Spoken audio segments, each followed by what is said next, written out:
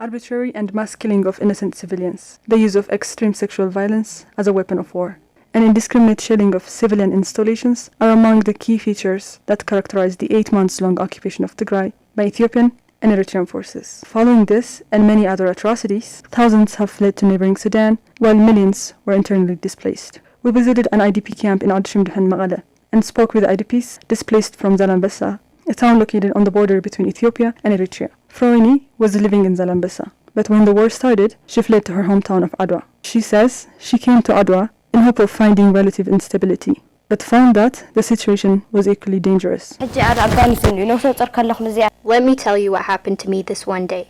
I was 6 months pregnant then. I ran into a soldier. He asked me where I was headed. I told him that I was going to get my hair done. He told me to come with him. I said I will, and hid in a coffee shop. And he found out I was there, so I went out and hid in a pharmacy. I finally got home. The soldiers would rape anyone. They would even rape pregnant women. Froini says she came to Mekelle 3 months ago when her and her daughter ran out of food.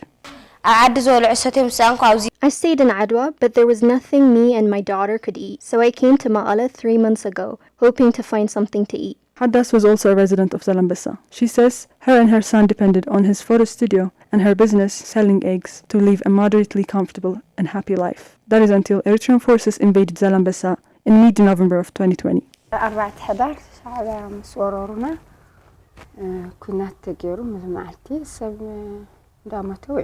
On November 13, 2020, Eritrean forces invaded our area. Many died that day. They went house to house killing people, but we were able to escape and make it to Mekelle. We're yet to go back home. We left everything we own there. People walked all the way from Zalambesa to Adigrat. The Eritreans followed and killed anyone they found on the way. We made it out alive, but many were killed and robbed of their belongings. The 9 months-long siege imposed on Tigray by Abiy Ahmed's government has especially devastated IDPs that predominantly depended on host communities and aid to fulfill basic needs. There's